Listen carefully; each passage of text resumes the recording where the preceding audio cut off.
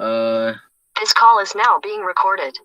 suka untuk menghadiahkan Al-Fatihah kepada musannif kitab, iaitu almarhum Datuk Ismail Kamus rahimahullahu ta'ala.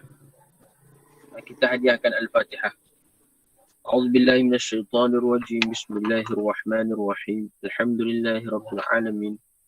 Ar-Rahmanir Rahim. Maliki yaumiddin. Iyyaka na'budu wa iyyaka nasta'in. Ihdinas siratal mustaqim. Siratal ladzina an'amta 'alaihim ghairil maghdubi 'alaihim waladdallin. Amin. Sebelum kita mulakan pengajian, kita ucapkan tahniah dulu kepada warga negeri Melaka. Sebab siapa negeri Melaka dalam ni? Orang negeri Melaka, kita ucapkan tahniah. Sebab apa pula ucap tahniah? Kerana negeri Melaka telah diberi kebenaran untuk mulakan kuliah bulanan, kuliah mingguan. Telah diberi kelonggaran, kebenaran oleh Jabatan Agama Islam Negeri Melaka agar dapat diberikan kuliah subuh, kuliah maghrib, dan sembahyang pun telah diberi kelonggaran 500 orang masjid negeri, masjid daerah, 200 orang masjid qaryah kalai Jumaat lah, dan 100 untuk surau Jumaat. Jadi kita ucapkan syabas untuk negeri Melaka dan negeri-negeri yang lain yang akan menyusul, insya-Allah. Mudah-mudahan kita doakan Allah Subhanahu Wa Taala buka pintu hati orang-orang yang menjaga, yang ada kuasa ni, supaya apa, dapat diberi kelonggaran pada masjid-masjid kita ni. Tempat lain semua dah diberi kelonggaran. Wayang pun dah diberi kelonggaran, pawagam. Siapa nak tengok pawagam? Itu syarat 2 dos lah. Kemudian tempat-tempat lain, wilayah Selangor, semua telah diberi kelonggaran. Fasa 2, boleh rentas daerah. Kalau tak silap saya lah. Itu satu khabar gembira. Tapi yang lebih menggembirakan kita ni apabila Allah Subhanahu Wa Taala buka pintu masjid untuk kita dapat hadir ke rumah Allah Subhanahu Wa Taala. Baik, pada hari ini kita akan masuk berkenaan muka surat 34. Selepas disebut tentang adab-adab, iaitu apa, doa-doa yang perlu dipelajari oleh anak-anak. Jadi doa-doa ni pun bagus kita amalkan. Kita kadang-kadang ajar anak kita tapi kita pun tak hafal. Tapi biasa mak-mak ni dia hafal lah. Sebab mak ni yang banyak ajar anak dia. Yang bapak ni kurang sikit. Kadang-kadang doa naik kenderaan pun dia tak hafal. Jadi dia hanya memadai dengan ustazah yang mengajar ataupun ustaz yang mengajar anak-anak dia dekat sekolah agama, sekolah rendah. Sedangkan doa-doa ni adalah keperluan kita sendiri. Keperluan kita. Bukan sekadar untuk anak-anak kita, tapi sebenarnya kita pun berhajat kepada doa-doa tersebut. Kerana di dalam doa ni ada perlindungan Allah. Ada janji Allah. Ada pandangan rahmat Allah. Baik. Kemudian pada muka surat 34 berkenaan dengan adab untuk kanak-kanak. Adab untuk kanak-kanak. Di sini disebutkan beberapa adab. Pertama untuk kanak-kanak. Yang kedua adab terhadap ibu bapa. Ibu bapa. Jadi penting adab ni. Adab ni sangat penting. Yang ketiga adab terhadap guru. Guru. Yang keempat adab dengan teman, jiran dan tetamu. Kemudian ada juga disebutkan di situ adab terhadap tetamu yang musafir. Tetamu atau musafir. Tadi tu teman ataupun jiran yang terdekat. Ini musafir. Jadi kalau tuan-tuan perempuan nak dapatkan satu buku, satu kitab yang menjelaskan tentang adab, yang saya boleh sarankan lah. Sangat bagus untuk kita dapatkan. Dan diajar pun pada setiap hari, kalau tak silap saya hari Selasa. Hari ni hari Rabu, Isnin atau Selasa. pada waktu malam lah, 9 malam. Di iKim. Tuan-tuan boleh tengok. Ustaz Ahmad Salahuddin. Dalam Facebook saya pun saya ada share kan. Baru ni dia kongsikan adab berkenaan dengan hutang. Berkaitan dengan hutang. Jadi apa adab-adab dia? Orang yang berhutang, orang yang memberi hutang. Dua-dua ini perlu mempelajari ilmu adab berkaitan dengan hutang. Kalau tak, dia akan jadi pergaduhan. Mula asalnya kita nak bantu orang. Orang ni nak pinjam duit kita. Kita pun niatlah nak bantu dia. Kesian kan? Tambah-tambah kita sekarang ni, zaman PKP, orang banyak susah. Perniagaan jatuh, merundum. Jadi banyak nak pakai duit. Maka kadang-kadang terpaksa berhutang. Tapi bila kita tak bawa adab dalam muamalat kita tadi, hutang tersebut, akhirnya maksud awal yang kita nak dapatkan itu iaitu membantu. Membantu ni dikira pahala lah. Ta'awun 'alal birri wat taqwa. Allah perintahkan manusia ni untuk saling bantu-membantu atas kebajikan dan ketakwaan. Asalnya nak bantu, tapi bila tidak disertakan dengan adab, maka akhirnya menjadi pergaduhan. Jadi perbalahan. Jadi putus silaturahim. Sebab apa? Dalam hutang tadi kita tak ikut ataupun tak bawa sunnah Nabi sallallahu alaihi wasallam. Sehingga kebaikan yang kita asalnya nak buat itu jadi benda dosa pula. Itu yang kita tak nak tu.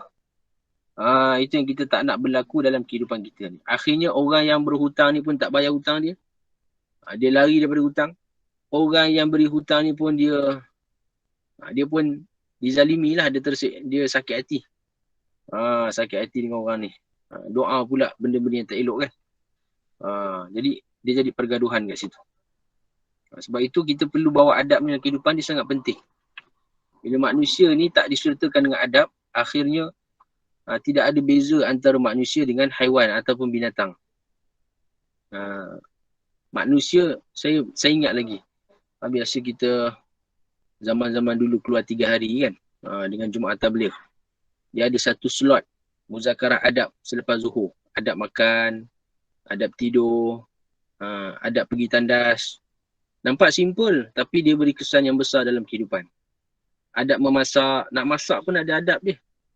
Adab pergi pasar, nak pergi pasar, pergi shopping, ada adab dia. Nak cerita apa? Adab apa tadi?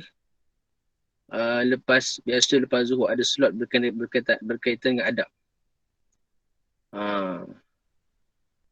Dah hilang dah apa nak cerita tadi. Jadi bila adab ni tak bawa dalam kehidupan, dia akan jadi tak ada beza antara apa? Antara kita dengan binatang. Manusia makan, binatang pun makan. Manusia minum, binatang pun minum. Manusia dia berjimak ataupun kita kata setubuh kan. Tapi haiwan pun dia ada jimak dia. Jadi secara tak langsung daripada sebahagian sudut tu, binatang dengan manusia ni dia sama perbuatan dia. Tapi apa yang menjadi pembeza? Fariq, pembeza antara perbuatan manusia ni dengan perbuatan haiwan. Jadi ulama kata yang membezakan tu ialah adab lah. Adab. Sunnah-sunnah Nabi sallallahu alaihi wasallam.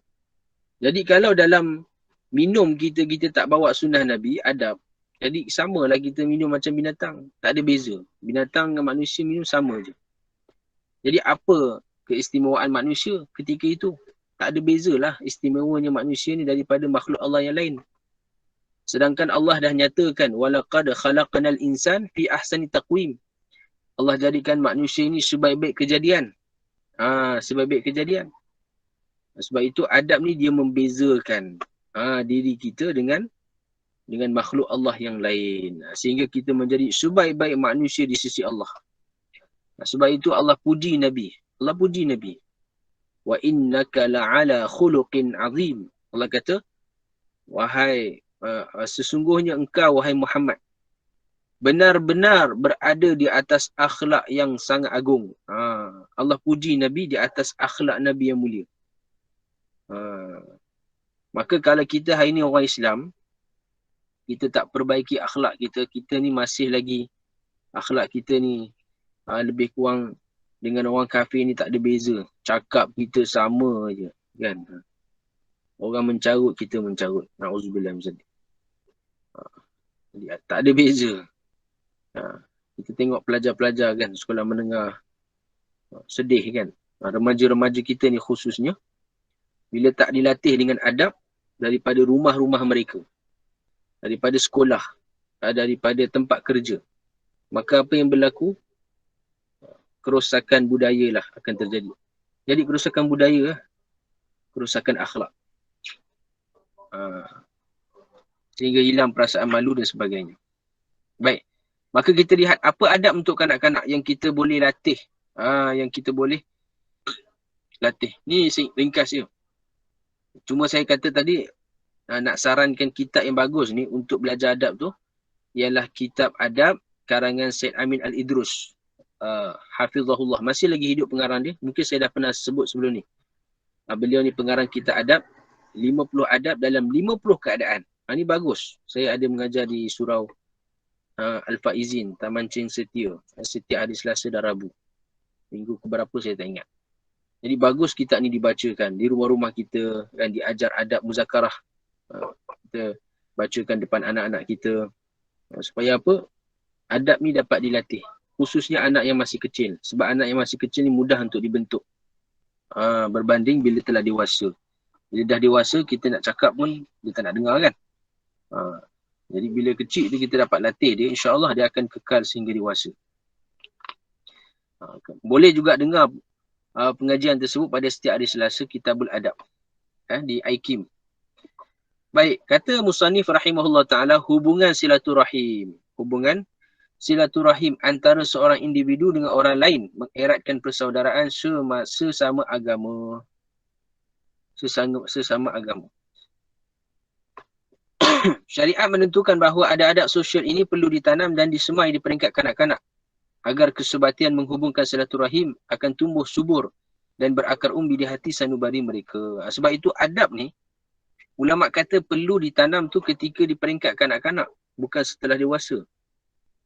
Peringkat kanak-kanak. Sebab tu tuan-tuan, perempuan, kalau kita ada anak, kita ajarlah anak kita adab ni daripada kecil. Jangan tunggu bila dah umur 8-9 tahun baru kita nak kenalkan dia. Tak. Kita ajar dia bila dia dah boleh fikir. Umur 3-4 tahun dia dah boleh belajar. Sebenarnya 2 tahun pun kita dah boleh latih. Masuk rumah, kaki apa. Masuk tandas, tuan-tuan. Nampak simple kan? Tapi kalau kita latih dia, umur 2 tahun dia dah boleh tahu. Kaki kanan kita kata. Masuk rumah, kaki kanan. Bila masuk tandas, kaki kiri. Jadi dia akan masuk kaki kiri. Mudah. Anak saya tu umur 2 tahun. Kita latih dia kan. Bila nak masuk tandas, kaki kiri. Dia pun kaki kiri dia masuk dulu. Nak latih dia adab. Kaki kanan. Dia pun masuk kaki kanan. Kan. Jadi kita boleh daripada kecil ni mudah lah. Jadi kalau kita ada cucu-cucu tu kan, kita boleh latih dia. Dia akan subati. Sebab adab yang dilatih pada kanak-kanak ni, yang masih muda ni, dia akan subati sehingga dewasa. Sehingga dewasa. Kemudian disebutkan, itu kepentinganlah adab untuk kanak-kanak. Dan adab terhadap ibu bapa. Ibu bapa. Jadi siapa yang bertanggungjawab untuk latih kanak-kanak ni? Dia sebenarnya kanak-kanak ni, dia tengok kepada siapa yang berada di sekeliling dia. Jadi kalau kita hari ni, siapa yang berada di sekeliling kanak-kanak ni? Pertama siapa dia? Iaitu ibu bapa dia. Ni penting lah. Jadi kita sebagai bapa ni kena latih. Yang kedua siapa? Guru-guru, para asatizah. Guru-guru, cikgu yang mengajar dia. Sebab tu cikgu kalau tak dilatih dengan adab, maka dia tak mengajar adab pada anak-anak murid dia, maka anak murid dia pun jadi orang yang tak beradab. Dan kemudian seterusnya siapa lagi? Masyarakat sekeliling. Masyarakat sekeliling pun bertanggungjawab untuk melatih adab pada anak-anak orang Islam ni yang masih kecil. Satu ketika Sayyidina Umar radhiyallahu anhu, dia lalu di satu kawasan yang mana ada kanak-kanak kecil sedang bermain. Di antara kanak-kanak kecil tu ada satu orang sahabat nama dia Abdullah bin Zubair. Maka bila sahabat-sahabat ni, bila dia nampak Hadrat Umar radhiyallahu anhu lalu, maka semua lari. Semua lari, takut kan. Bila Hadrat Umar radhiyallahu anhu semua dah lari, tinggallah Abdullah bin Zubair. Hadrat Umar tanya pada dia, kenapa kamu tak lari? Abdullah bin Zubair ni kata, kenapa saya nak lari wahai Amirul Mukminin? Masa tu Nabi dah tak ada. Kata, mak saya ajar saya kat rumah, jangan takut sesiapa, takut hanya kepada Allah. Maknanya mak dia memang latih dia daripada kecil untuk apa? Jangan takut sesiapa melainkan Allah. Sehingga memberi kesan pada anak tadi. Ni nak begitu adab ni. Maknanya Hadrat Umar pun dia ambil cakna juga, ambil berat. Untuk apa? Melatih adab pada kanak-kanak di zaman dia. Sebab tu siapa sahaja kan kita rasa kita perlu ada rasa tanggungjawab kan bila ada kanak-kanak yang berada di sekeliling kita untuk kita latih dia adab. Tak kisahlah anak jiran kita ke, anak kita ke, anak kakak kita ke, cucu kita ke. Yang penting bila dia kanak-kanak, maka kita cuba ajar dia, latih dia kan. Untuk apa? Hidupkan adab dalam kehidupan. Kemudian adab terhadap ibu bapa, pengorbanan ibu bapa, melahirkan, mengasuh, membimbing, membesarkan anak-anak tak boleh dipertikaikan lagi. Tiada ganjaran wang, ringgit dan harta benda yang dapat membalas pengorbanan mereka yang sedemikian besar terhadap anak-anak. Jadi, orang pertama yang kita kena tunaikan hak ataupun adab dalam dunia ni ialah ibu bapa. Ibu bapa. Dalam satu hadis Nabi SAW berkaitan dengan ibu bapa, 3 orang yang masuk dalam gua tu. Hadis sahih. Dalam Riyadhus Salihin, Imam Nawawi ada bawa hadis ni. 3 orang, dia masuk dalam gua. Nak berselindung daripada hujan. Nak berlindung diri daripada hujan ketika itu. Tiba-tiba pintu gua tertutup. Maka 3 orang ni, dia nak selesaikan masalah dia. Bukan dia pergi ketuk batu tadi ke, dia pergi jerit ke. Tak. Apa perkara pertama terlintas dalam fikiran mereka? Ialah berdoa kepada Allah. Ini orang Islam. Orang Islam ni bila hadapi masalah, yang kita faham daripada hadis ni, apa yang kita dapat pengajaran ni? Bila kita hadapi masalah, sebenarnya perkara pertama yang kita letakkan dalam kehidupan, Allah di hadapan kita. Allah di hadapan kita. Sebab yang boleh selesaikan segala keadaan kita, yang boleh melenyapkan masalah kita, yang boleh menyelesaikan segala keperluan kita hanyalah Allah. Allah sahaja. Yang kita nampak hak zahir mata kita ni, mata lendai kita ni, itu hanya asbab zahir je, ujian Allah Ta'ala bagi kita. Tapi sebenarnya, yang sebenarnya menyelesaikan hanyalah Allah. Dan Allah Maha berkuasa untuk menyelesaikan semua masalah manusia ni dengan apa cara sekalipun. Kan? Allah tak berhajat kepada apa-apa asbab. Ini sebenarnya orang Islam, doa kepada Allah. Tapi keadaan hari ini terbalik. Adab kita dengan Allah tu dah hilang. Sebab apa hilang? Bila ada masalah, bila ada hajat, kita bukan doa pada Allah, kita minta dengan manusia dulu. Kita ceritakan mak ayah kita dulu. Kita cerita pada kawan kita dulu. Kan? Kita minta tolong pada orang dulu.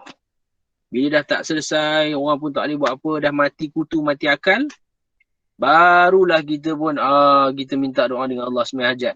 Kita letakkan Allah tu pada akhir sekali. Sedangkan Allah ni perlu letakkan di tempat yang pertama terlebih dahulu. Ini keadaan orang Islam pada zaman ni. Baik. Sebab itu apa dia? Ibu bapa ini, maka cerita tadi dalam gua tu. Cerita dalam gua tu, tuan-tuan perempuan yang Allah Ta'ala muliakan. Satu orang pertama yang mana didoa kepada Allah, dia kata apa? Ya Allah, aku ni dulu ada mak ayah. Ini kisah yang masyhur. Mak ayah yang mana aku ni sentiasa jaga dia. Beri minum, beri makan pada dia. Satu hari aku keluar balik lewat malam. Aku tak sempat nak perah susu, nak bagi dia minum. Sehingga bila aku balik, tengok mak ayahku dah tertidur. Dah berehat, keletihan. Maka apa dia? Aku pun tunggu mak ayah aku di sisi katil tadi. Sambil memegang mangkuk susu. Sebab kebiasaan aku takkan beri anak-anak aku dan isteri aku minum, melainkan mereka dahulu aku beri minum. Maka anak-anak aku semua dia menangis-nangis, minta aku susu, aku tak berikan, aku nak tunggu mak ayah aku bangun. Sehingga bila mak ayah dia dah bangun, maka dia pun bagi pada mak ayah dia. mak ayah dia pun minum. Kenyang. Alhamdulillah. Tuan-tuan. Nampak kecil amalan ni. Tapi sebenarnya nak buat bukan senang tuan-tuan. Nak utamakan mak ayah kita tu dalam setiap keadaan. Kadang-kadang bila bertembung ni tuan-tuan, Allahu Akbar. Di situlah ujiannya. Tambah-tambah bila mak ayah kita dah menjejaki usia senja. Terpaksa ada orang khidmat dia. Ini memang menjadi satu ujian untuk anak-anak. Biasa kita dengar. Kalau 10 orang anak, mak seorang boleh jaga. Satu mak boleh jaga 10 orang. Tapi bila satu orang mak, 10 orang anak, belum tentu boleh jaga dia. Ini memang masyhur lah. Tapi tak apalah kan. Yang penting kita sebagai anak-anak ni kalau bila dah mencapai usia tua mak ayah kita ni, sebenarnya Allah Ta'ala nak bagi pintu syurga untuk kita. Allah nak kurniakan syurga dengan melalui ibu ayah kita tadi. Iaitu cara macam mana kita khidmat mereka. Itulah pintu syurga kita. Kita khidmat mereka. Bukan kita biarkan mereka atau kita buat tak tahu je kan. Bila senang, maka kita minta daripada mereka. Dan bila susah, kita buat tak tahu. Ini bahaya tuan-tuan. Maka dia kata, Ya Allah, sekiranya amalan ini aku buat semata-mata untuk mendapat redha-Mu, Ya Allah, maka kau bukakanlah pintu gua ini. Allah buka sikit. Terbuka pintu gua tapi tak boleh nak keluar lagi. Maknanya apa? Amalan tadi, dengan sebab dia jaga mak dia dan dia hormat ibu dia tadi semata-mata kerana Allah, maka amalan itu menjadi amalan yang sangat besar nilainya di sisi Allah. Sehingga amalan tadi boleh menjadi sebab perantaraan untuk selamatnya dia di atas dunia ni daripada musibah. Jadi sebab tu tuan-tuan, kita ni manusia yang menyelamatkan kita daripada musibah ni, salah satunya ialah melalui amal-amal soleh. Amal soleh. Khususnya amalan sedekah. Tuan-tuan, ni amalan sedekah ni, ramai orang anggap macam tak ada apa-apa kan. Tapi sedekah ni sangat besar. Dia punya kesan dalam kehidupan. Antaranya dia menolak bala dan musibah. Tapi kalau kita sedekah, Allah uji juga dengan perkara lain. Itu tanda Allah nak naikkan martabat kita. Tapi khususnya amalan sedekah ni Allah kata, dia akan menjauhkan daripada, Nabi kata dia menjauhkan daripada apa? Balak. Fa innal balak la yatakhattaha. Amalan sedekah. Sebab tu kita jangan rasa berat tuan-tuan untuk sedekah ni. Kan? Walaupun orang yang minta kat kita tu orang yang kita tak kenal latar belakang dia. Kalau kita boleh bantu, bantulah. Bagi sikit kalau tak banyak kan. Bagi ikut kemampuan kita. Kalau memang, kalau kita kenal dia, kita yakin, bolehlah bagi banyak. Itu pun ikut kepada kemampuan kita. Baik. Kemudian adat terhadap ibu bapa. Maka perlu kita jaga mereka. Justru sebagai menghormati ibu bapa dan juga orang lain yang ada hubungan dengan mereka seperti datuk, nenek, bapa, saudara, sanak saudara lain yang banyak berjasa kepada kita. Sebenarnya, mak ayah kita ni bukan sekadar dituntut kita memuliakan mereka. Bahkan kawan-kawan mak ayah kita pun dituntut oleh syariat untuk kita muliakan. Dalam hadis Nabi SAW ada menyebut tentang perkara ni. Kalau kita nak muliakan ayah kita sedangkan ayah kita dah meninggal dunia misalnya, maka macam mana cara dia? Antara caranya ialah kita muliakan kawan-kawan dia. Antara caranya ialah kita muliakan adik-beradik dia. Maknanya kerabat-kerabat dia. Tapi hari ni apa yang berlaku sangat menyedihkan. Sebab apa? Bila orang tak faham agama, tak belajar ilmu, maka bila ayah kita meninggal, mak kita meninggal, maka terputus silaturahim. Kita pun dengan keluarga mak kita, kita buat tak tahu. Dengan keluarga ayah kita pun kita dah tak ada hubungan. Menyedihkan tuan-tuan. Apatah lagi kawan-kawan ayah kita, lagi kita buat tak tahu je. Satu kisah yang menarik. Kalau tak silap saya, Ibnu Umar, anak kepada Hadrat Umar radhiyallahu anhu. Dia lalu satu jalan, tiba-tiba masa tu dia tengah naik unta ke apa, kenderaan, sambil memakai serban ketika itu. Maka bila dia turun, dia singgah di satu tempat, dia jumpa dengan satu orang pakcik ni, orang yang lebih tua daripada dia. Maka bila dia jumpa sembang, bercakap-cakap, maka baru dia, selepas tu dia tahu bahawa pakcik ni adalah kawan ayah dia dulu. Ayah dia Hadrat Umar lah. Maka bila dia tahu bahawa ni kawan ayah dia, apa dia buat? Dia ambil serban dia tadi, kan? Terus dia hadiahkan kepada Dia pakaikan kat kepala kawan ayah dia tadi. Wah, begitu sekali dimuliakan. Terus dia pakaikan kat kepala ayah dia tadi, kawan ayah dia. Sebagai apa? Sebagai nak mengamalkan. Satu, sebab nak amalkan hadis Nabi tu, muliakan kawan-kawan ayah kita. Yang kedua, sebab apa? Sebab nak memuliakan hak, nak tunaikan hak ayah kita tu lah. Dengan memuliakan kawan-kawan dia. Tapi ni jarang berlaku kat kita, tuan-tuan. Sebab bila dah orang dah tak ada, kita pun dah tak ada hubungan. Bila kita putuskan silaturahim, maka apa yang berlaku? Tak ada keberkatan dalam hidup kita. Rezeki pun jadi sempit, tuan-tuan. Sebab tu antara perkara yang memurahkan rezeki, kita hubungkan silaturahim. Justru sebagai menghormati ibu bapa dan juga orang lain yang ada. Okey, ni kita dah baca. Tidak kiralah sumbangan itu sama ada. Maka kita dianjurkan supaya berbakti dan menyumbangkan bantuan kepada mereka. Tuan-tuan. Tidak kira sumbangan itu sama ada berupa wang ringgit, tenaga dan sebagainya. Lebih-lebih lagi apabila mereka berada dalam kesempitan hidup. Jadi sumbangan yang kita nak bagi itu tak semestinya duit. Apa sahaja bantuan yang kita boleh beri, yang kita ada, kita mampu, maka kita berikan. Itu tanda kita berbakti kepada mereka. Apatah lagi kalau mereka ni memang sangat-sangat memerlukan bantuan. Tuan-tuan. Nabi SAW pun pernah Nabi amalkan perkara ini, iaitu apa dia? Hadrat Khadijah radhiyallahu anha. Bila isteri Nabi meninggal, satu ketika adik-beradik kerabat Hadrat Khadijah datang bawa makanan. Maka sebagai apa? Memuliakan isteri dia, iaitu Hadrat Khadijah radhiyallahu anha yang telah pun meninggal. Maka kerabat tadi, perempuan tadi yang bawa makanan tu, Nabi sediakan tempat duduk untuk dia, Nabi jamu makanan untuk dia, Nabi begitu sekali Nabi melayani dia. Sebab apa? Sebab hubungan dia dengan isteri Nabi SAW, iaitu Hadrat Khadijah radhiyallahu anha, sebagai apa?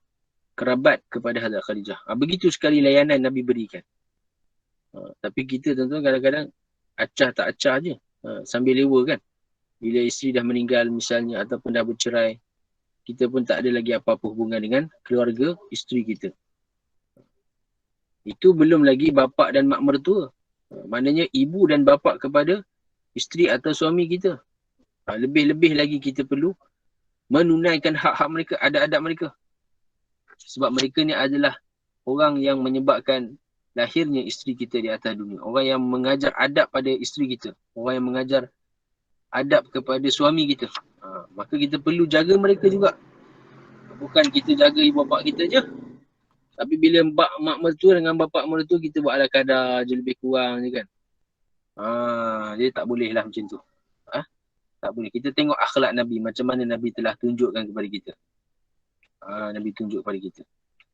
Kemudian didikan awal kanak-kanak disebutkan di sini apa dia? Anak-anak dianjurkan semenjak dari kecil mencium tangan ibu bapa.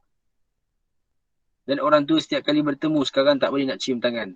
Jadi orang tanya, Ustaz, adakah memang musafahah, iaitu bersalaman ni disunatkan?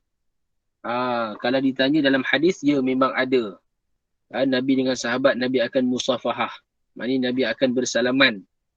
Tangan dengan tangan. Bahkan bukan musafahah, mu'anaqah, berpelukan. Maknanya lelaki dengan lelaki lah, bukan perempuan. Bahkan ada yang sampai bila jumpa cium dahi, cium pipi. Ni macam orang Arab yang biasa kita tengok. Paling betul-betul mereka ni suka pada satu orang ulama ni, orang Arab ni. Dan orang Arab ni jenis yang memang beradab lah. Maka dia akan dia akan salam syekh ni. Dia akan cium tangan dia, dia akan peluk, kemudian dia akan cium dahi dia, cium kepala dia. Ni antara adab yang diajar oleh Nabi sallallahu alaihi wasallam dan para sahabat. Baik. Tapi sekarang ni tak boleh kan, COVID. Jadi kalau kita tak yakin, kita tinggalkanlah. Tapi kalau kita antara sesama kita, keluarga, memang kita sihat, tak ada apa-apa masalah, maka kita amalkan salam ni, tak ada masalah. Bertutur, bahkan salam ni sebenarnya, antara kelebihan salam ni apa dia? Bila kita bersalaman tu, Allah Ta'ala ampunkan dosa kita. Dalam hadis ada sebut, ma min muslimani yaltaqiyani fayatasafahani illa ghufira lahuma ma taqaddama min dhanbih. Tidak ada mana-mana dua orang Islam yang bertemu, kemudian dia Dia bersalaman, Nabi kata. Ma min muslimani yaltaqiyani fayatasafahani illa ghufira lahuma, melainkan Nabi kata apa dia, akan diampunkan dosa-dosanya yang telah lalu. Kita salam saja tuan-tuan, maka Allah ampunkan dosa kita. Itu kelebihan salam besar sebenarnya. Sebab tu kalau orang salam lepas solat tu, itu memang amalan yang menjadi tradisi orang Melayu kan. Lepas solat salam kereta api orang panggil. Jadi boleh tak diamalkan? Boleh diamalkan. Tak ada masalah. Kan? Dia bukanlah bid'ah yang menyesatkan, bid'ah dhalalah. Tapi dia adalah bid'ah hasanah, bid'ah yang diharuskan, yang dianggap baik oleh syarak untuk diamalkan. Sebelum-sebelum ni lah. Sebab apa? Dia akan menimbulkan kasih sayang. Bila kita bersalaman, kita dapat tengok wajah dia, kita dapat senyum. Senyum ni tuan-tuan, Allahu Akbar, dia beri kesan pada hati kita kan. Jadi maknanya setiap hari kita jumpa, 5 waktu kita semayang, salam, kita senyum, maka apa dia? Akan bertambah erat hubungan kita dengan apa kawan-kawan kita tadi. Mungkin sebelum ni ada prasangka buruk dalam hati dia. Dengan senyuman, maka hilang prasangka tadi. Mungkin ada datang perasaan tak baik dalam hati dia. Bila bertemu, salam, senyum, maka Allah Ta'ala hilangkan perasaan-perasaan tersebut. Tapi sekarang ni, zaman sekarang tak boleh nak salam tuan-tuan. Tak boleh nak bersenyuman. Bersenyuman pun tak nampak dalam mask. Nak senyum macam mana dalam mask kan? Tak nampak mata je. Dua-dua sunnah ni telah hilang dalam kehidupan. Secara sedar atau tidak sedar. Dah hilang, mulai hilang. Sebab tu tuan-tuan, bila dah tak boleh nak senyum, tak boleh nak salam, maka apa yang berlaku? Ini umat dalam keadaan kebingungan. Dalam keadaan apa? Prasangka-prasangka yang buruk. Dah lah jumpa pun tidak. Kan? Salam pun tak dapat. Senyum pun tak dapat jumpa. Akhirnya, orang Islam akan datang apa? Perasaan sangka buruk antara satu sama lainnya. Ini semua kerja syaitan lah tuan-tuan. Dia nak pecah belahkan orang Islam. Syaitan dan orang musuh-musuh Islam yang telah merancang daripada dulu sampai sekarang. Kemudian bertutur di hadapan mereka dengan kata-kata yang lemah lembut dan penuh rasa hormat. Ni kanak-kanak lah. Kita ajar anak-anak kita bercakap dengan percakapan yang baik. Sebab tu dia akan belajar daripada ibu bapa. Kalau ibu bapa dia bercakap dengan percakapan yang baik, lemah lembut, anak tadi pun dia akan ikut cara yang sama. Sering merujuk dan meminta nasihat mereka dalam menangani masalah kehidupan ini. Jadi kalau kita nak anak kita ni rasa dihargai, maka apa dia? Kita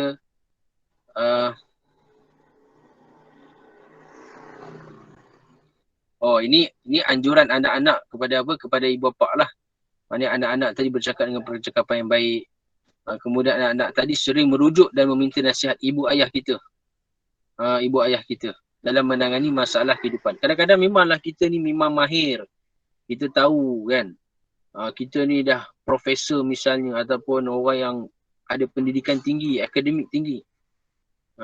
Mak ayah kita ni orang kampung je. Orang tanam padi. Tapi tuan-tuan, manusia ni bila Allah uji dia, dia pun mati akal tau.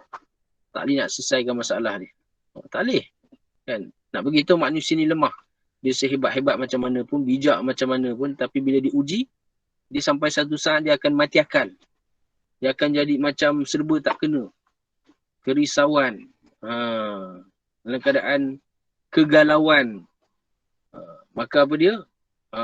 Sepatutnya apa? Dia minta nasihat mak ayah dia. Sebab apa? Walaupun mak ayah dia ni orang kampung, orang tanam padi, tapi sebenarnya pengalaman mak ayah dia tadi, Masya Allah, jawapan pendek, ringkas, tapi boleh selesaikan masalah dia. Kan? Mak ayah kita ni ada macam-macam pengalaman. Jadi kadang-kadang benda yang kita tak boleh nak nampak, tapi mak ayah kita nampak. Benda yang kita tak boleh nak fikir, tapi mak ayah kita dia boleh fikir. Sebab apa? Mereka ni telah lebih lama hidup daripada kita, dan Allah Ta'ala telah buka macam-macam pengalaman-pengalaman untuk supaya kita teladani ataupun contohi, selagi mana perkara itu tak bercanggah dengan syariat. Kemudian anak-anak dianjurkan selalu menziarahi mereka, khususnya ketika mereka uzur dan sebagainya. Jadi ziarah ibu bapa. Ni adab anak-anak kepada bapa. Tambah-tambah bila musim PKP ni, kalau kita tak boleh ziarah tuan-tuan, kita telefon lah, selalu hubungi mereka, tanya khabar, kan, WhatsApp, kan, biar mereka ni rasa dihargai. Mereka ni rasa ada orang yang sedang memerhatikan mereka. Ada orang yang mana sedang menghargai mereka. Kalau tak boleh nak datang ke rumah kita, hantar hadiah tuan-tuan.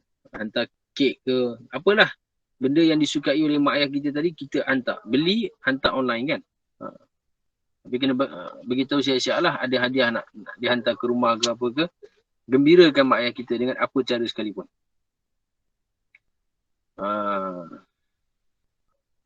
Dalam satu hadis menyebut, tidaklah seorang pemuda membiarkan tanpa pembelaan seorang tua kerana usianya, kecuali Allah mentakdirkan baginya seorang yang akan memuliakannya pada usia lanjutnya.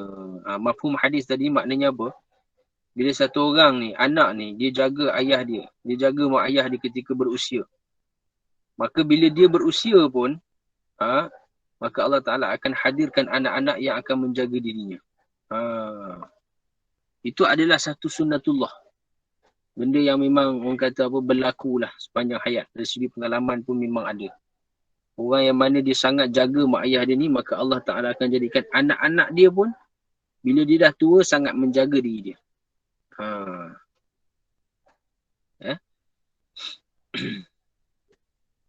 Ada satu kisah masa kita belajar Bukhari dengan tuan guru kita. Dia kisahkan apa dia? Satu orang hamba Allah ni, dia telah dipukul oleh anak dia di tepi satu jalan. Maka ada orang yang melihat tu nak halang lah. Kenapa awak muda ni, awak yang lebih muda ni pukul orang lebih tua daripada kamu? Siapa ni? Ayah saya kata. Oh dah lah, ayah kamu lagi tak boleh pukul. Orang tadi marah. Maka si yang lebih tua tadi yang berusia tu kata, tak apa, biarkan dia pukul aku. Biarkan dia pukul aku. Kan? Sebab dulu dia kata, aku ketika aku ketika waktu aku anak-anak dulu, aku ada ayah. Dan aku, perbuatan yang sama aku selalu buat pada ayah aku. Aku selalu pukul ayah aku. Maka sekarang ni Allah Ta'ala balas semula. Anak aku ni suka pukul aku. Ni berlaku tuan-tuan. Kan? Benda ni. Jadi kita tak nak berlaku dalam kehidupan kita. Na'udzubillah min zalik. Kemudian adab terhadap guru. Guru-guru yang menabur. Dia sebenarnya satu orang yang melahirkan kita atas dunia ni. Siapa? Ibu bapa kita. Dipanggil apa? Dipanggil nisbah jasmani. Hubungan jasmani. Maka itu adab yang utama kita perlu jaga raikan. Sebab apa? Dia sebab kepada kita lahir atas dunia. Yang kedua siapa? Yang kedua, nisbah rohani. Orang yang mentarbiah, orang yang mendidik kerohanian kita ni. Siapa orang yang didik kerohanian kita ni? Guru-guru kita. Khususnya guru agama. Ustaz-ustaz kita, ustazah-ustazah kita. Khususnya guru agama. Maka perlu untuk kita hormati, perlu untuk kita jaga. Sebab apa? Sebab kaitan dia ialah dengan kehidupan akhirat. Jadi kalau mak ayah kita ni, dia didik kita supaya kita bahagia, kita selamat di atas dunia. Tapi kalau mak ayah yang ada fikir agama, dia akan didik anak juga kepada akhirat. Maknanya secara tak langsung, hak ibu bapa tu lebih besar lah. Sebab bukan dia mendidik anak dia pada kehidupan dunia, tapi dia didik anak dia untuk bentuk kehidupan akhirat. Maknanya secara tak langsung, mak ayah dia tu adalah ibu bapa dan juga guru dia. Ustaz dia. Itu besarlah hak tu. Adapun guru dan ustazah yang bukan ibu bapa dia. Maka dia apa? Dia menghubungkan anak tadi. Dia mentarbiah, mendidik anak tadi. Kerohanian dia. Sehingga apa? Anak tadi selamat di akhirat. Anak tadi selamat di akhirat. Kita ni selamat ke akhirat. Sebab guru-guru ataupun ustaz-ustazah ni kebiasaannya, dia nak satu je daripada anak murid dia. Khususnya mengajar agama. Supaya apa? Orang dapat amal agama dan akhirnya dengan agama tadi, maka dia akan selamat dunia akhirat. Itu je maksud dia. Tak ada maksud yang lain. Jadi dunia dengan akhirat ni mana yang lebih besar? Akhirat lebih besar. Kan? Dari satu sudut lah. Sebab apa? Dunia ni tempoh yang sementara. Akhirat tu selama-lamanya. Maka sebab itu hak guru ni pun merupakan hak yang sangat besar. Sebab itu para ibu bapa diingatkan supaya mendidik anak-anak dari kecil untuk hormati guru. Para guru dan ulama' semestinya dihormati dan disanjung. Tapi yang berlaku pada kita hari ini, Allahu Akbar, sangat menyedihkan. Bila para ulama' mereka telah dicaci maki, dihina. Sedangkan yang menghina tu orang Islam, orang muda. kan. Mereka ni sesuka hati menghina, mengherdik, mengatakan mufti ni jahil. Kita dah mula berani tuan-tuan. Risau ni anak-anak muda kita ni. Yang keyboard warrior ni kan. Kita ni yang belajar agama pun kita tak berani nak kata apa-apa pada mana-mana ulama', pada mana-mana mufti kan. Walaupun kadang-kadang pandangan tu tak selari dengan pandangan kita, tapi kita ambil jalan dengan berdiam diri. Dan kita merasakan pandangan dia lebih baik daripada kita. Tapi ada orang yang mana tak. Dia rasa pandangan dia lebih baik daripada pandangan orang lain. Ini zaman ni lah, zaman ni. Zaman yang mana kullu dhi ra'yin, orang yang ada pandangan, ada pendapat, maka apa dia? Ta'ajjaba bi ra'yihi. Dia merasa kagum dengan pandangan dia, pendapat dia. Kata akulah betul, orang lain semua salah. Sebab tu berani komen tu, berani kritik. Bukan kritik biasa-biasa. Dia panggil anjing lah, binatang lah, na'udzubillah min zalik. Perkataan-perkataan yang kesat dilontarkan. Bahaya tuan-tuan. Ini zaman yang penuh dengan kebahayaan. Sebab apa punca dia berlaku semua tu? Sebab adab lah. Tak dilatih adab daripada kecil. Tuan-tuan. Ni kerisauan tuan-tuan. Kita nak timbulkan kerisauan. Sebab ilmu ni perlu dilapisi dengan adab. Nabi kata dalam satu hadis, mafhum dia, pelajarilah ilmu, pelajarilah ketenangan dan kesopanan. Iaitu adab lah. Rendahkan dirimu terhadap orang yang kamu ambil ilmunya. Kita kena rendahkan diri kita dengan guru kita. Walaupun guru kita tu lebih muda daripada kita, misalnya, dari segi usia. Walaupun ada sebahagian perkara yang kita lebih tahu daripada guru kita, misalnya. Maka disebabkan dia ni pernah mengajar kita ilmu agama, kita merendahkan diri di hadapan dia. Bukan hadapan dia, belakang dia pun kita tetap merasakan dia guru kita, kita hormat dia. Ini tuntutan syarak tuan-tuan. Tuntutan yang Allah inginkan dan Nabi SAW inginkan kepada, barulah ada keberkatan pada ilmu dia. Kadang-kadang bila kita belajar tuan-tuan, ada perkara yang kita tak sependapat dengan guru kita. Tapi kita taklah zahirkan perkara tersebut. Kita hanya simpan dalam hati dan kita bersangka baik. Kan? Mungkin guru kita ni dia keluarkan pandangan begini, ada maslahat dia, ada dia punya sudut pandang dia yang kita tak nampak. Yang kita masih lagi tak nampak. Kita bersangka baik. Tapi zaman ni ada orang yang mana tak. Dia rasa apa yang dia cakap semua betul. Dia kena ikut cakap dia. Guru dia pun dia kena ikut cakap dia juga. Kalau dia dah rasa dia hebat. Kemudian seterusnya, adab dengan teman, rakan, jiran dan tetamu. Memilih sahabat atau teman yang mukmin, soleh dan bertakwa perlu diberikan keutamaan. Anak-anak harus diberi nasihat untuk memilih teman yang baik, akhlak dan budi pekerti serta taat kepada Allah di peringkat awal lagi. Jadi anak-anak ni tuan-tuan, kita perlu latih dia. Kita kena tengok kawan-kawan dia. Sebab apa? Sebab manusia ni akan terbentuk mengikut suasana keliling dia. Dia macam tanah. Manusia ni insan. Insan ni apa? Dia terbina daripada tanah. Cipta daripada tanah. Tanah ni sifat dia terkesan dengan cuaca dan keadaan. Kalaulah hujan, dia akan jadi lecak. Kalaulah kering, panas, dia akan jadi tanah yang keras. Dia akan terkesan dengan keadaan. Sebab itu bila kita ni manusia, kita tahu kita ni manusia. Maka kita carilah teman-teman yang baik. Tengok anak-anak kita, kawan dia siapa. Nak kenal anak kita ni macam mana cara dia. Kita tak dapat nak kenal anak kita ni kadang-kadang bila tambah-tambah bila dah besar tuan-tuan. Kecil-kecil boleh lah kan. Dia duduk dalam rumah kita je, kita nampak semua 24 jam apa yang dia buat. Tapi kalau dah besar, dalam bilik kita tak tahu apa dia buat. Bila dia keluar dengan siapa, kita tak tahu. So macam mana kita nak kenal anak kita ni? Salah satu dia kita tengok dengan siapa dia berkawan. Kalau orang yang dia berkawan tu orang yang jenis jaga agama, jaga sembahyang, jaga dia punya syariat dia, orang yang jenis tak kaki ponting puasa, orang yang jenis percakapan dia baik, dia suka buat benda baik, maka insya-Allah anak kita tu anak yang baik. Tapi kalau anak kita ni jenis kawan dengan sembahyang pun tidak, kawan dia tu duk isap vape, contoh, isap rokok. Kita pula tengok anak kita tak pernah nampak dia isap rokok. Alhamdulillah setakat ni. Tapi kawan dia isap. Tuan-tuan, tu jaga-jaga tu. Kalau ada kawan dengan orang isap rokok, maknanya dia pun sama juga lebih kurang. Contoh lah ni contoh. Begitu juga kalau dia kawan dengan orang-orang jenis tak jaga sembahyang. Kita kena tengok tuan-tuan. Perhatikan. Perhatikan tuan-tuan. Sebab apa? Ad-dinu al-mar'u ala dini khalilih. Nabi kata, orang ni, manusia ni, dia mengikut tabiat ataupun sifat sahabat dia, kawan dia. Siapa dia berkawan? Falyanzur may yukhaliluh. Tengok kepada siapa yang dia kawan. Kalau kita pergi kedai minyak wangi, kita keluar daripada kedai minyak wangi, badan kita akan dapat bau wangi. Walaupun kita tak beli minyak wangi. Kalau kita pergi tempat bakar sampah, walaupun kita tak bakar sampah, tapi kita lalu je, asap kena kat badan kita, bau asap. Tuan-tuan.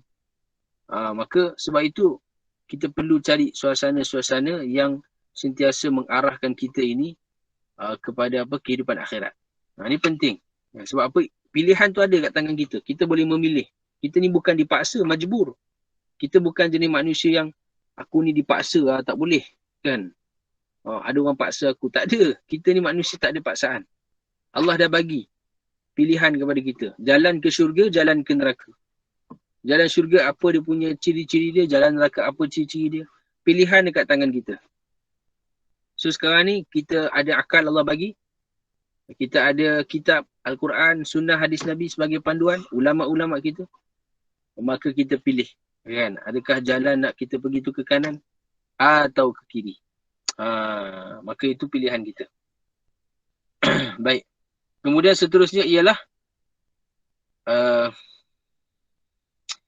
Rasulullah SAW bersabda yang diriwayatkan oleh Ibn Asakir, jauhilah olehmu teman yang buruk sebab engkau akan dikenali dengannya.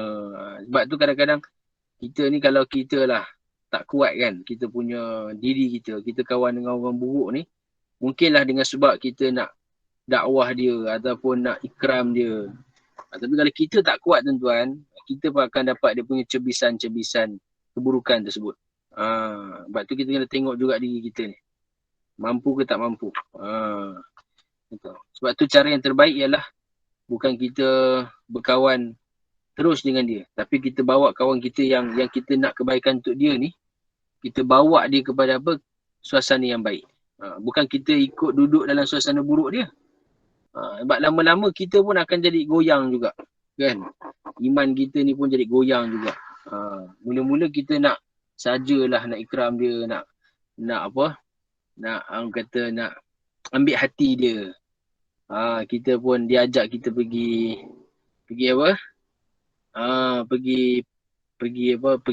kelab malam. Dengan niat dakwah. Kan macam power kan bunyi. 1 malam, 2 malam, 3 malam, akhirnya kita pun lebur sama kan. Na'udzubillah min zalik. Jadi bukan cara kita pergi ke tempat maksiat ni. Kalau orang yang mencegah maksiat tu lain ceritalah. Dia ada kumpulan dia, ada tim. Ni kita seorang. Kita pun lebur juga. Jadi cara dia, kita tarik dia, kita ambil hati dia sehingga dia rasa kita bawa dia satu suasana agama. Itu yang dilakukan oleh jemaah tabligh. Iaitu kita bawa orang yang tak sembahyang, orang yang tak kenal masjid, jumpa mereka. Kita cerita tentang akhirat, bawa dia dalam masjid. Kita kenalkan mereka pada Allah. Sediakan untuk sembahyang, duduk dalam bacaan hadis Nabi. Inilah suasana-suasana yang akan merubah hati manusia. Daripada nak buat jahat, terus tak buat jahat. Kan? Ada satu orang hamba Allah ni, dia duduk dalam satu hadis, majlis ta'lim. Dia dengar satu hadis je, berkaitan dengan solat. Lepas dengar satu hadis, dia menangis. Berjura-jura air mata dia, menangis. Menangis. Orang tanya kenapa menangis ni, ada masalah ke? Dia kata tak ada masalah apa pun, tapi inilah kali pertama. Kan? Masa tu, sebelum dia duduk majlis ta'lim tu, hadis tu dia semayang lah. Kita sediakan untuk semayang. Lepas dia semayang, dia duduk majlis ta'lim, dia dengar dia menangis. Dia kata, inilah kali pertama saya semayang dalam hidup saya. Saya tak pernah semayang. Saya tengok orang semayang, tahu. Macam mana semayang tu tahu. Tengok orang semayang. Belajar, tapi saya dah lama tak semayang. Bukan kali pertama, dah lama tak semayang, dia kata. Ini kali pertama saya semayang balik. Setelah lama meninggalkan solat. Dia menangis kan. Sebab apa? Membayangkan betapa kekurangan dia dengan Allah Subhanahu Wa Taala. Lepas tu Allah dah bagi dia macam-macam nikmat. Dia menghargai paling kurang jaga 5 solat. Solat 5 waktu, tapi itu pun dia tak lakukan. Allah beri kesan melalui hadis Nabi tadi. Sebab tu nampak simple je majlis taklim tapi besar kelebihannya. Kemudian disebutkan juga hak berjiran, memberi salam apabila bertemu. Ni hak sebenarnya hak orang Islam dengan orang Islam lah. Bukan jiran je. Bila kita jumpa, beri salam. Bila diundang, maka kita terima jemputan dia. Undangan yang wajib kita terima ni undangan walimatul ursi. Walimah kenduri kahwin. Kalau walimah yang lain tu, dia tak wajib, dia sunat je kita penuhi. Tapi kalau undangan yang bersifat kenduri kahwin ni, hari yang pertama khususnya, maka wajib kita penuhi. Melainkan ada uzur-uzur syarak. Misalnya jauh ke, kita tak mampu. Kita pun bagi tahu keuzuran kita pada dia. Ataupun dalam majlis tadi ada maksiat ke, orang minum arak, perempuan berjoget ke, maka kita pun tak pergi. Itu tak apa, dikira uzur. Dimaafkan, tak berdosa. Tapi kita hak Melayu ni memang jagalah. Kenduri kahwin ni memang pakat jaga. Sebab makan free tuan-tuan. Tambah-tambah kalau yang jemput kita tu orang-orang VIP. Orang-orang datuk-datuk datin. Lagi kita pergi. Kan? Kemudian bila dah pergi, tengok ada benda tak kena, tak apalah, kita pun pujuk hati kita. Kata, kita tak tahu. Semoga Allah maafkan. Jadi perlu juga perhatikan. Menziarahi ketika sakit. Bila sakit, ziarah tuan-tuan. Ini tuntutan syarak. Tapi kalau sakit yang macam sekarang ni COVID, tak boleh nak ziarah, kita doakan supaya Allah sembuh. Kemudian menolongnya ketika sempit, ketika susah. Bila orang susah, saudara Islam kita susah, sempit, kita bantu dia. Tidak menyakiti hatinya. Jangan sakiti hati dia tuan-tuan. Walaupun dengan cara bergurau sekalipun. Bergurau tapi sehingga menyakitkan hati. Tak boleh. Kan? Dulu ada satu program rancangan universiti dibuat kan, prank orang tu. Sehingga sebenarnya kalau tengok dia nak buat satu benda ni, kita kena tengok dari sudut syarak, boleh ke tak boleh. Kalau benda tu menyakitkan orang kan, menyusahkan orang, dan orang tu memang tak redha lah dia buat macam tu, maka tak boleh sebenarnya kan. Tapi dalam kamera tu, bila dah kantor itu, dia pun terpaksalah senyum kan. Balik rumah dia memang sumpah seranah. Kena perang tadi kan. Memang dia tak redha. Dan memang menyusahkan dia, menyakitkan dia. Apatah lagi kalau membuka aib dia. Maka sebenarnya sangat-sangat menyalahi syariat. Jadi kadang-kadang benda ni nampak macam, alah tak ada apalah, okey je. Nampak macam tu tapi sebenarnya tak boleh. Dia bercanggah dengan hadis Nabi SAW. Nabi melarang daripada izak, menyakiti orang Islam. Kemudian menyembahyangkannya apabila meninggal dunia. Dan mengiringi jenazahnya ke perkuburan. Kalau meninggal, kita sembahyangkan. Kita kebumikan, mandikan dia. Iring jenazah dia ke perkuburan. Sementara itu menghormati jiran tetangga, khususnya tetangga Islam, sangat dititik beratkan oleh Islam. Sehingga Nabi sabda dengan satu sabda yang khusus, iaitu orang yang beriman. Siapa yang beriman dengan Allah dan hari akhirat, maka adalah dia muliakan jirannya, tetangganya. Tapi kadang-kadang kita 10 tahun pun tuan-tuan, kita tak kenal siapa jiran kita.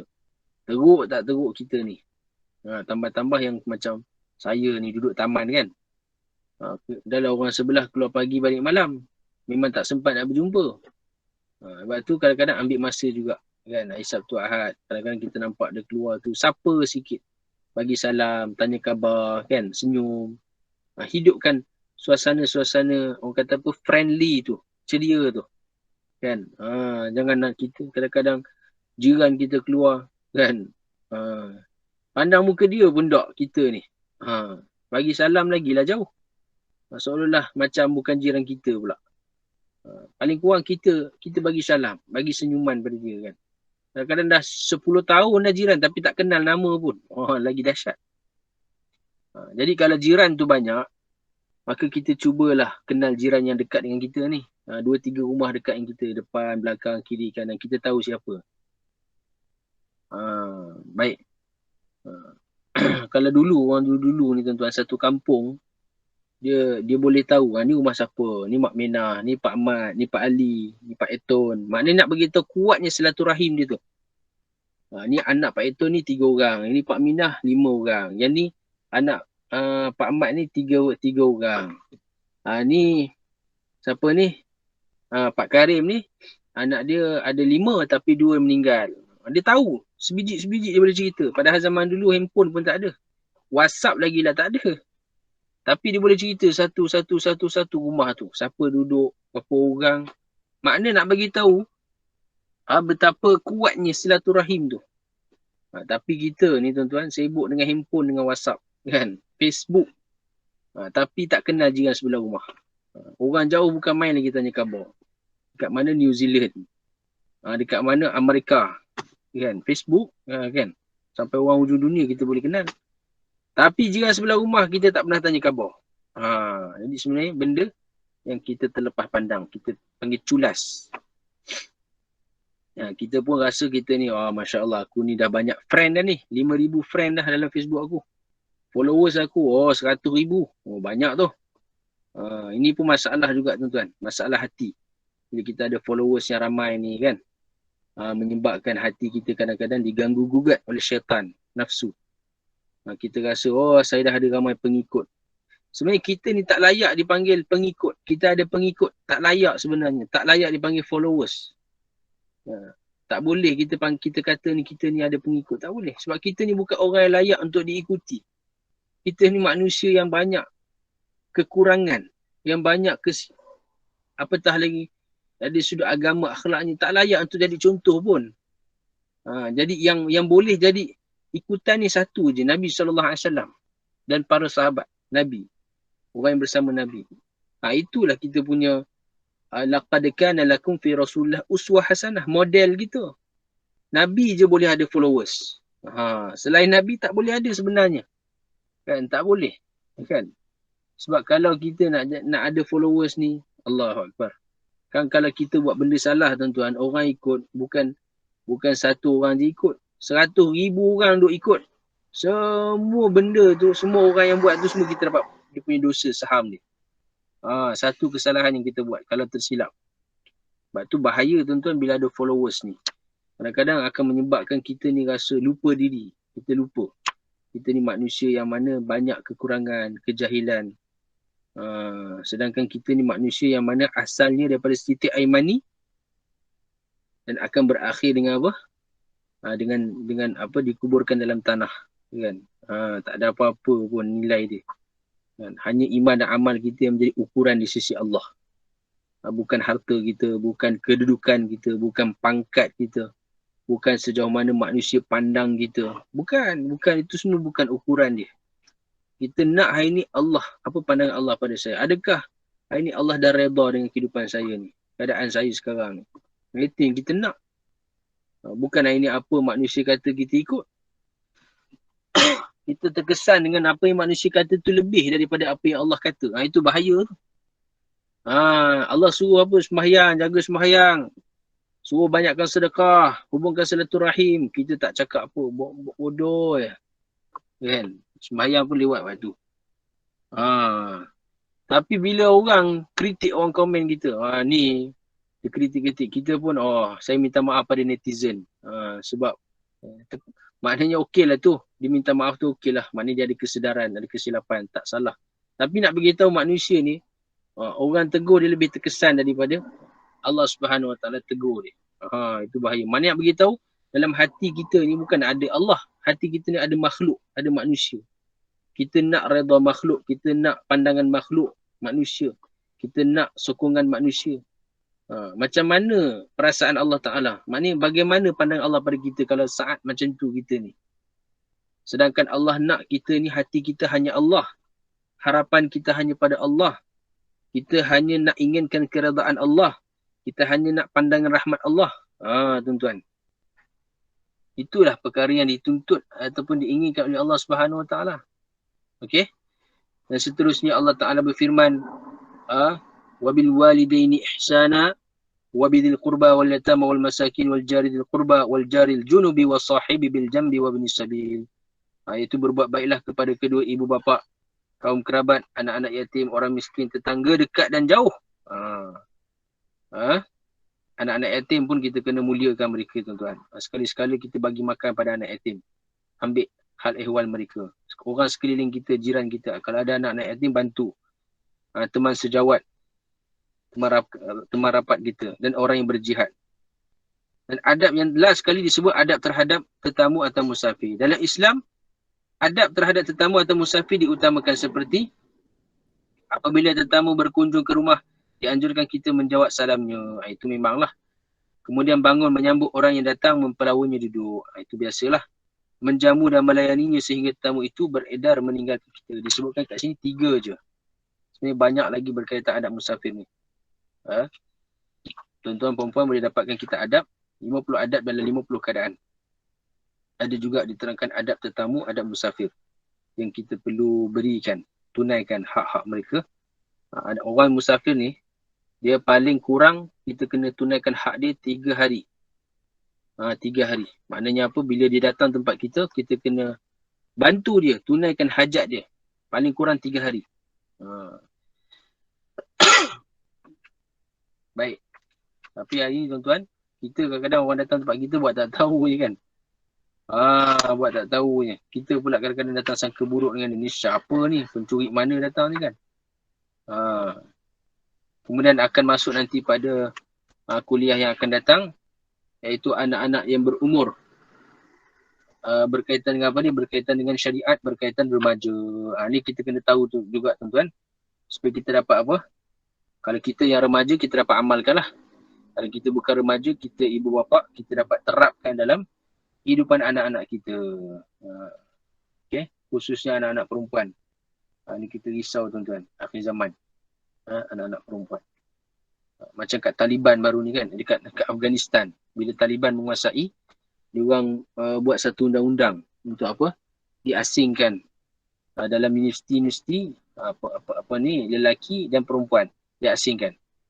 Dan letakkan tabir. Apa masalahnya? Itu memang tuntutan syariat pun diasingkan. Zaman Nabi kalau kita tengok dalam sembahyang, mana ada sekali. Kan? Asing. Lelaki kat depan, perempuan dekat belakang, kanak-kanak kat tengah. Okey lah tu. Jadi kalau waktu belajar macam tu, okey ya. Kan? Sebenarnya kalau ikutkan, lelaki semua depan, perempuan semua belakang. Itu tu punya tertib dia macam dalam solat tu. Bahkan kalau ketika Nabi dah selesai solat, Nabi akan tunggu perempuan semua dah balik, maka baru Nabi bangun. Supaya apa? Tak berlakunya pertembungan jemaah lelaki dengan jemaah perempuan. Sampai macam tu sekali Nabi jaga. Maknanya kehormatan para wanita tu dijaga dengan begitu tinggi. Tapi hari ni, disebabkan pemikiran kita ni dah dirosakkan oleh orang-orang barat. Maka orang-orang yang perempuan ni, khususnya dia nak hak-hak seperti mana orang lelaki. Sehingga nak menyamaratakan hak dia. Sebenarnya nampak macam betul. Tapi sebenarnya dalam masa yang sama dia telah menjatuhkan maruah dia. Dia telah menjatuhkan dia punya air muka dia. Dia telah meletakkan diri dalam keadaan hina. Nak duduk sekali dengan lelaki. Nak duduk sebelah-sebelah. Kan? Biar perempuan duduk depan, lelaki duduk belakang. Tuan-tuan, kalau orang perempuan duduk depan, lelaki duduk belakang. Orang lelaki dia tengok perempuan ni. Tuan-tuan pun faham kan? Orang perempuan ni daya tarikan bagi orang lelaki. Sebab itu hari ni rata-rata kat kolej, mesti berlaku macam-macam. Disebabkan apa? Sebabkan bila kita tak jaga batas syariat ni. Berlakulah seperti mana yang berlaku akhir zaman. Jadi orang kritik, apa Taliban ni keras sangat. Bukan keras, itulah Islam. Yang kita duk kritik kenapa? Kita yang tak mampu buat, jangan kritik orang yang buat lebih baik. Kan? Bahkan kita puji, kita muliakan, kita beri sokongan sebab kita tak mampu macam tu. Jadi kita doakan kebaikan, bukannya kita kritik duk maki hamun lah, duk kata apalah, ini Taliban apa semualah. Jadi tuan-tuan pun faham kan, Taliban ni ada 2 jenis. Kalau dekat Pakistan dia aliran Salafi Wahabi. Tapi kalau dekat Afghanistan dia aliran daripada Ahli Sunnah wal Jamaah. Dan sekarang ni Taliban dekat Afghanistan dia lebih longgar. Lebih, orang kata apa, terbuka lah. Tapi masih lagi menjaga batas-batas syariat. Jadi sebenarnya kalau kita tu yang kita kata nampak orang Taliban zaman kita ni, kita dah rasa macam syadid lah dia ni. Dahsyat lah dia punya apa ni, ketegasan dia tu. Itu kita belum lagi duduk zaman Nabi tuan-tuan. Kalau kita duduk zaman Nabi, mungkin kita akan kata Nabi ni tak patut buat macam ni. Kita kritik Nabi pula, na'udzubillah misalnya. Sampai tahap itu. Sebab apa? Zaman kita ni bila makin jauh dengan zaman Nabi, makin jauh, maka agama tu makin berkurang. Itu yang berlaku. Dan Nabi sendiri beritahu akan datang, tidak ada mana-mana zaman yang akan datang, melainkan selepasnya akan datang zaman lebih buruk. Tapi bukan bermakna kita pun tak apalah, zaman dah teruk, aku pun biarlah teruklah, rosaklah. Itu jangan macam tu pula. Maknanya kita tetap kena ada satu usaha pergerakan untuk memperbaiki keadaan-keadaan yang ada zaman ni, dengan sama ada jalan dakwah, jalan ta'lim, ibadat atau khidmat, apa dua cara yang kita boleh islahkan masyarakat. Okey, wallahu a'lam. Mungkin setakat itu sahaja pada malam ini, insya-Allah. Kita ada beberapa orang yang hadir pada malam ni. Ada sebarang soalan nak tanya? Mungkin tak ada kot. Gelap. Suara clear. Sebab saya dalam kereta. Tak ada tempat. Sekarang ni berada kat Kuala Lumpur. Tengah khidmat masyarakat. Kan. Jadi tak ada tempat, kita buat dalam kereta je. Kereta ni dah pejabat. Okey. Kita semua kita letak dalam kereta. Okey. Setakat itu sahaja pada malam ni, insya-Allah perkongsian kita. Yang penting kita doa kepada Allah agar Allah Ta'ala beri kepada kita kekuatan untuk berterusan dalam mengamalkan agama sehingga akhir hayat kita. Sebab apa? Akhir zaman ni nak amalkan agama seperti genggam bara api. Kan? Genggam bara api ni tuan-tuan bukan benda yang mudah kan? Panas. Jadi begitulah akhir zaman ni. Nak amalkan agama ni dia jadi satu kepayahan. Dan benda tu telah pun berlaku di zaman kita ni. Nak pergi masjid payah. Nak sembahyang payah kan, dalam negara Islam sendiri. Kita tak salahkan sesiapa, tapi itulah realiti yang berlaku. Apa yang kita boleh buat zaman ni, kita doa dengan Allah, teruskan dalam usaha-usaha kita meningkatkan amal di rumah-rumah kita khususnya, di masjid kita, rumah kita, hidupkan bacaan hadis Nabi, ta'lim bersama dengan anak isteri, keluarga kita. Itulah sebenarnya medan kita, satu-satunya medan yang masih diberi peluang oleh Allah. Tak ada siapa pun nak halang kita kalau nak buat apa kat rumah. Jadi pilihan ada di tangan kita. Maka kita ambillah jalan-jalan kebaikan, hidupkan suasana-suasana agama di rumah kita, supaya apa, anak kita ni dapat kesan yang baik. Kita suami isteri hidup dalam keadaan bahagia, dalam redha Allah, rahmat Allah. Dan Nabi pun seronok bila tengok umat-umat dia bangun atas kerja Nabi, bangun menghidupkan sunnah Nabi, baca wasiat-wasiat yang Nabi telah sampaikan kepada kita sebagai bekalan untuk kita lalui kehidupan. Wallahu a'lam bissawab. Aqulu qawli hadha wa astaghfirullah li wa lakum wa li sa'iril muslimin wal muslimat fastaghfiruh innahu wal ghafurur rahim. Ada sebarang soalan nak tanya berkaitan ibadah? Kalau ada boleh tulis. Kalau nak cakap pun boleh. Kalau tak ada, kita tutup majlis lah dengan tasbih kafarah. Saya pun tak berapa sihat ni, kurang sikit sihat. Doakan supaya Allah beri kesembuhan. InsyaAllah Allah beri kesembuhan. Sembuh, sihat, sakit, semua datang daripada Allah. Keadaan-keadaan yang berlaku hari ni, Allah yang cipta, Allah yang datangkan kepada kita untuk uji kita. Maka perintah Allah pada kita bila kita diuji, kita terus dalam sabar. Dan kedua, kita taat pada perintah Allah. Okey? Sabar ni maknanya apa? Kita tidak mengeluh, tak marah, tak maki orang. Kita sabar, redha. Ini adalah takdir Allah untuk saya. Sangka baik dengan Allah. Dan kita terus dalam taat perintah Allah. Terus. Apa jua keadaan yang berlaku. Kan? Senang ke susah ke, kita taat je. Maknanya tak memilih keadaan. Ada orang dia bila senang baru dia taat. Bila susah, dia pun malaslah. Semayang, susah. Ada orang dia terbalik pula. Bila susah, dia ingat Allah. Tapi bila senang, dia lupa. Jadi semuanya keadaan tu ujian tu kita. Ujian tu kita. Maknanya maksud dia ialah, apa jua keadaan kita atas dunia ni, kita terus taat perintah Allah. Tinggalkan segala larangan Allah. Itu maksud utama dia. Sehinggalah kita berjaya masuk syurga Allah Subhanahu Wa Taala. Selagi kita ni roh belum keluar dari jasad, maka selagi itulah kita akan diuji oleh nafsu dan syaitan kita. Sebab tu perjuangan ni takkan selesai sampai kita mati, tuan-tuan. Bila nak rehat ni? Bila nak rehat? Orang tanya ustaz, bila nak rehat ni? Penat dengan dunia ni. Penat. Keadaan macam-macam sekarang. Rehat kita orang beriman ni, kalau tanya pada tuan guru kita, Mona Hamzah. Kita ingat lagi dia kata, ustaz dah penat dah ni kan. Asyik saya. Orang lain tak ada. Bila nak rehat ni? Dia kata, rehat kita dalam kubur. Allahu Akbar. Jawapan dia mudah, ringkas. Rehat orang beriman dalam kubur, tuan-tuan. Kubur tu rehat kita. Betul lah tu. Sebab kubur ni tempat pertama yang akan disinggah oleh orang beriman, yang akan dilayan seumpama VIP, VVIP, seperti mana orang dilayan seperti sultan. Tidur seperti mana pengantin pertama, dibuka pintu syurga, haruman syurga. Itulah rehat kita sebenar. Atas dunia ni kalau kita tidur pun itu namanya rehat sekadar keperluan sahaja, bukan rehat untuk kita bersenang lenang. Okey, wallahu alam. Subhanallah bihamdihi, subhanakallah bihamdika, asyhadu an la ilaha illa anta, astaghfiruka wa atubu ilaik. Bismillahirrahmanirrahim. Al-'asr innal insana lafi khusr illa alladhina amanu wa 'amilus solihat wa tawassaw bil haqq wa tawassaw bis sabr. Assalamualaikum warahmatullahi wabarakatuh. Waalaikumsalam. Terima kasih Ustaz. Sama-sama. Waalaikumsalam warahmatullahi taala wabarakatuh. Jazakumullahu khairan katsiran. Terima kasih Ustazah.